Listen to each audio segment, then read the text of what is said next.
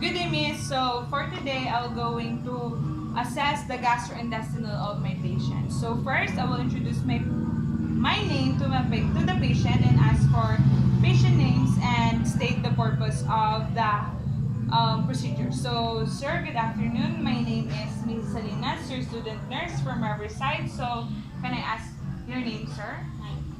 So, I will going to assess your gastrointestinal, sir, and I'll be touching some body part of your body. So, is that okay with you, sir? Yes. So,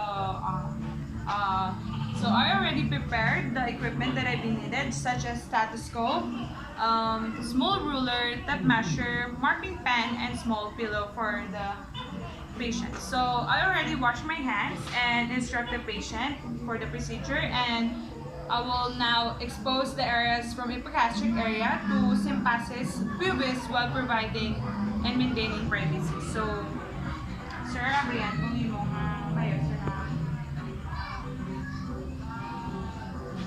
So, I will state the sequence of the steps so in assessing. So, sir, start ko inspecting, then auscultation,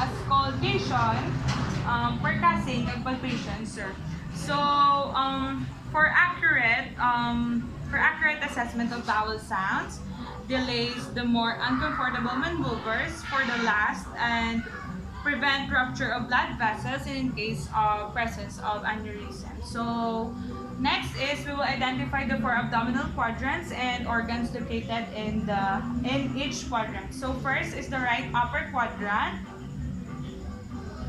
Right upper quadrant ng liver, stomach, gallbladder, duodenum, right kidney, pancreas, and the right adrenal gland are located. So left upper quadrant, where liver, stomach, pancreas, left kidney, spleen, and the left adrenal gland. So next is the right lower quadrant, where appendix, reproductive organ, and right ureter are located. Left lower quadrant, left ureter and reproductive organs are located. So in the fourth quadrant rather are contain portion of small and large intestine. So next is inspection of the skin for the following, such as color, venous pattern, kag sang integrity.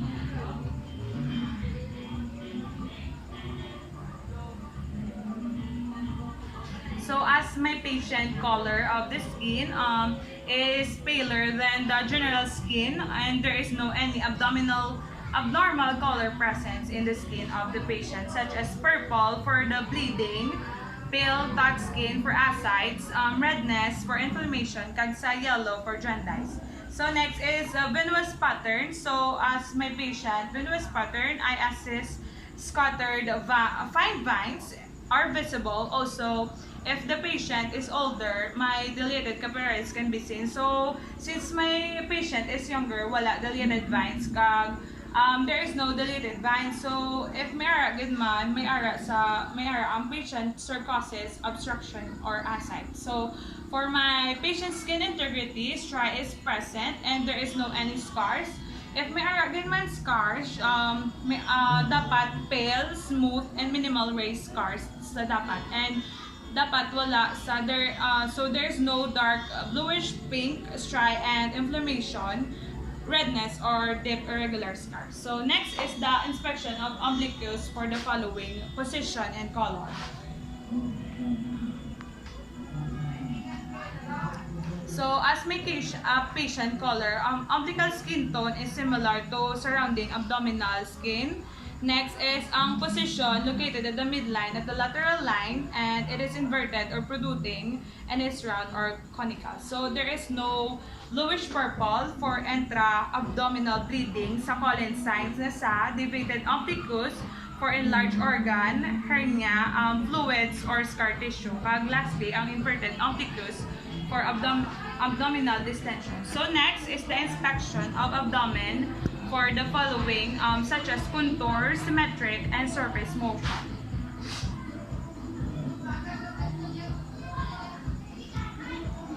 So as the abdomen is symmetric and there is no asymmetric due to organ enlargement. So, large masses, hernia, and bowel obstruction. So, as my client surface motion, abdominal respiratory movement was seen, and also there is slight pulsation of the abdominal short as observed in the epigastrium. So, there is no vergus, wide, or exaggerated pulsation.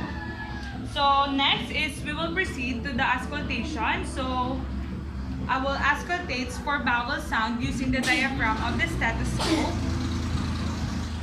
So, we will follow the sequence from right lower quadrant to left lower quadrant ng left upper quadrant, right upper quadrant, kag listen each quadrant for 1 minute. So, we will start at the right lower quadrant.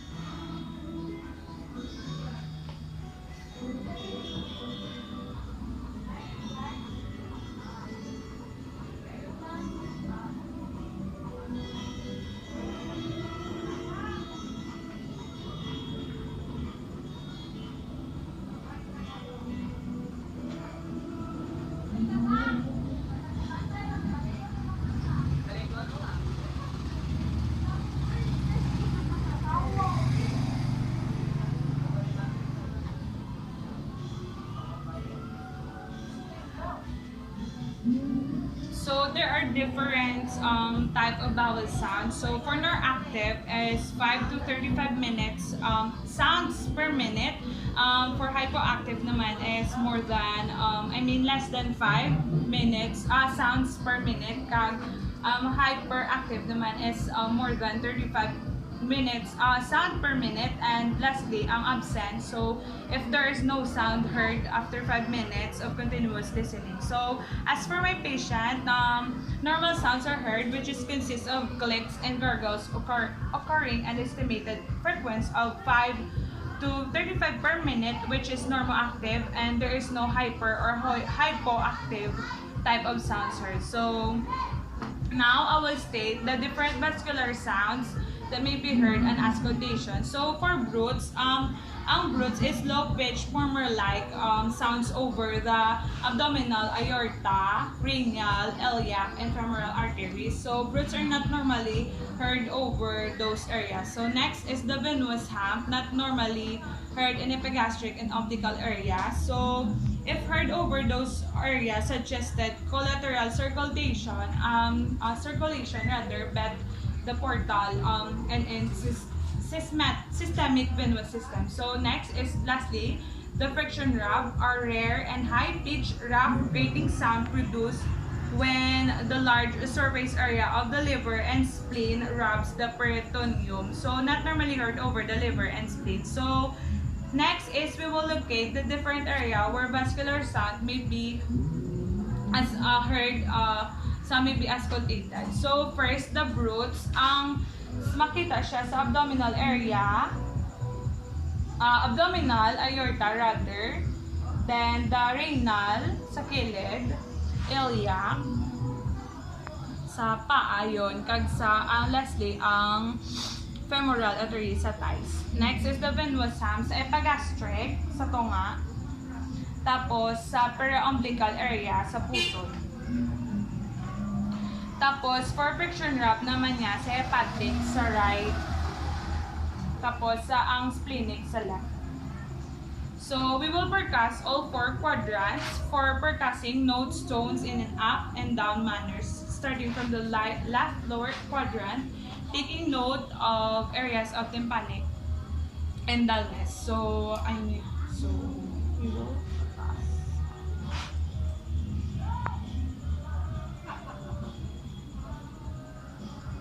I joke. Happen.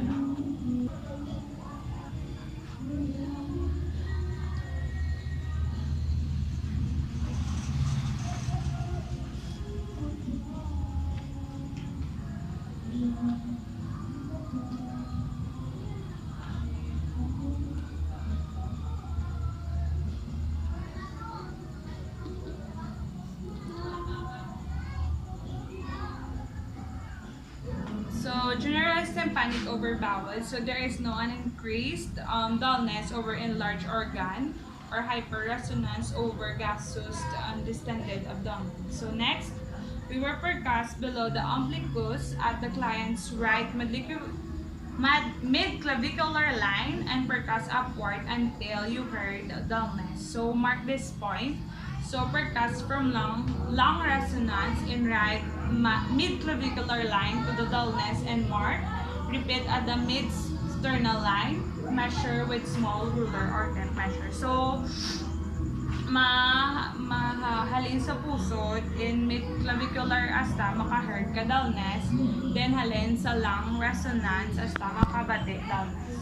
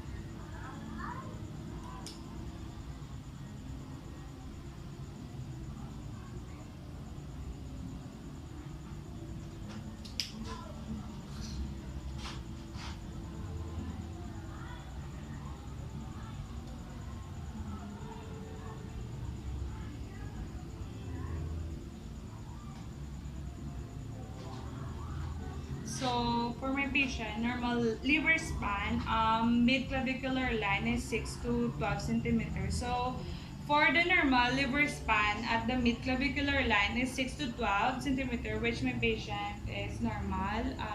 Iyang pag-measure ko. Sa next is the mid-sternal line is 4 to 8 centimeter, which is for ang akong patient. So, it is normal. So, liver span is greater than 12 centimeter in the right mid-clavicular line with enlarged liver as the right mid-clavicular, since in tumors, sarcosis, abscess, and vascular engorgement. So, a liver in a lower position may be caused by emphysema, and a liver in a higher position may be caused a mass, ascites, or paralyzed diaphragm. So, next, percusses for the spleen and the left mid-clavicular line between the 6th to 10th rib.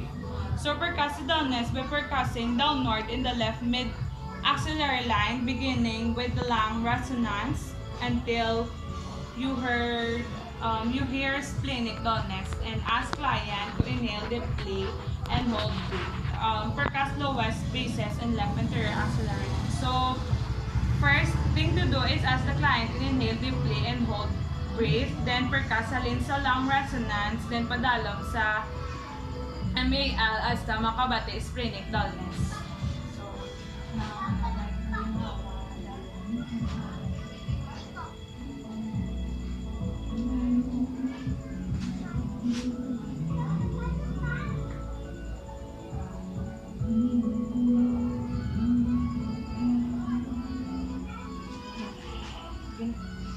So, as I percuss, I heard tympanic on both expiration and inspiration. So, next, percusses the kidneys using kidney punch. So, place the flat part of your left palm on the right of the 12th rib and punch the back of your left hand with your right and repeat sa left side, placing palm slightly higher. There should be no tenderness. So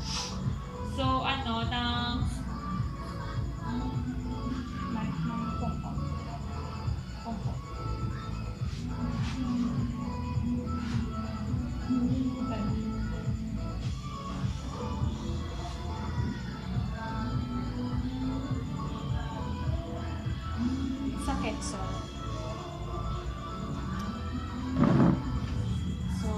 ang akong client wala sa tenderness. So state the purpose of light palpation, so to detect of areas of tenderness and superficial masses. So the palpation should never be performed because of the risk for injury, but they should be able to demonstrate. So lightly palpates all four quadrants using pad of fingertips of for tenderness, consistency, and masses. Sakit, sir. Do you feel pain, sir? Yes, sir. Yes, sir. So no abdomen is no tender and soft and no masses. So use flat part of the fingers for deep palpation and state purpose of deep palpation. So ang deep palpation, ang purpose niya is to detect masses and size of organs, and then this is usually required to delineate abdominal masses rather. So next is identify area and proper placement of hands, position for level palpation. So, I will stand at the client's right side and locate 11 and 12 ribs. So, place right hand parallel to the right costal margin and ask your client to breathe deeply and press upward with your right finger and with each inhalation. So, ginawa. Lalo.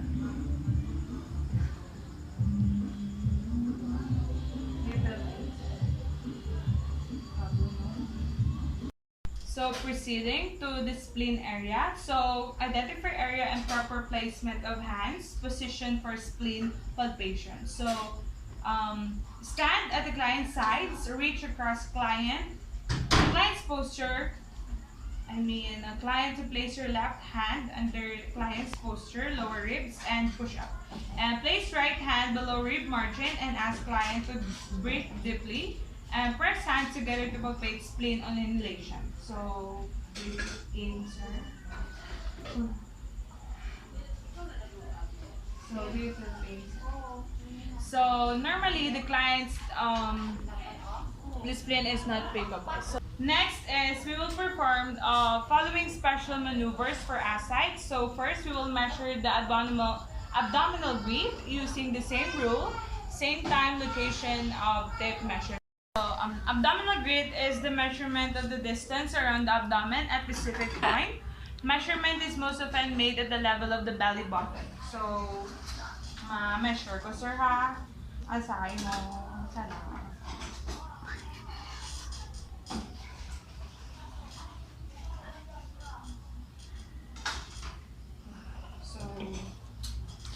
Next is the fluid wave test. Patient is in supine position. So pressure is applied by the patient or examiner on mid-abdomen. Examiner has one hand on either flank. So,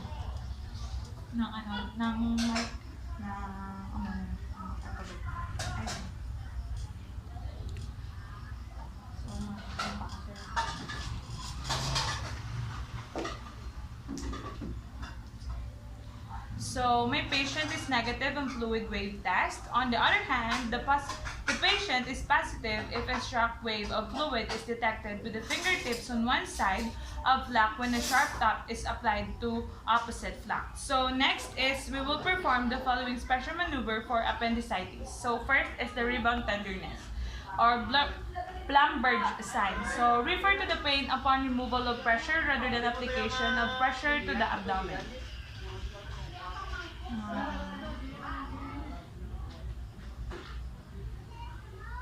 You feel pain, sir.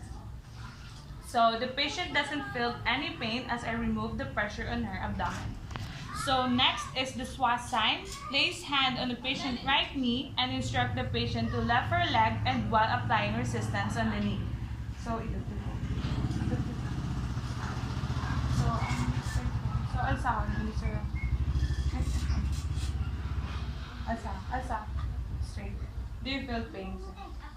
So my patient doesn't feel any pain as he stretch out her muscles. So next is the obturator sign. So rotate the right flexed hip. Do you feel pain, sir? So my patient doesn't feel any pain. So next is perform the special maneuver for cholecystitis. So Murphy sign test for gallbladder disease. Patient is asked to inhale while the examiner fingers are hooked under the liver border at the bottom of the rib cage. So balance. Do you feel pain? So the inspiration causes the gallbladder to descend onto the fingers, producing pain. The gallbladder is inflamed, but as for my patient, he doesn't feel any pain. So next is perform the test for asterisis. So asterisis can be elicited on physical examination by having the patient extend their arms, dorsiflex, the wrist, and spreading the fingers. So similar pushing against a wall with their eyes is closed. So this is used to test for the flop at the wrist is the most common method of assessment. So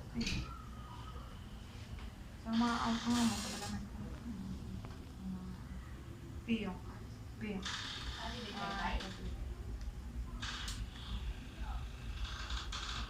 Do you feel pain? So my patient doesn't have any asterisis. So that's all. Thank you.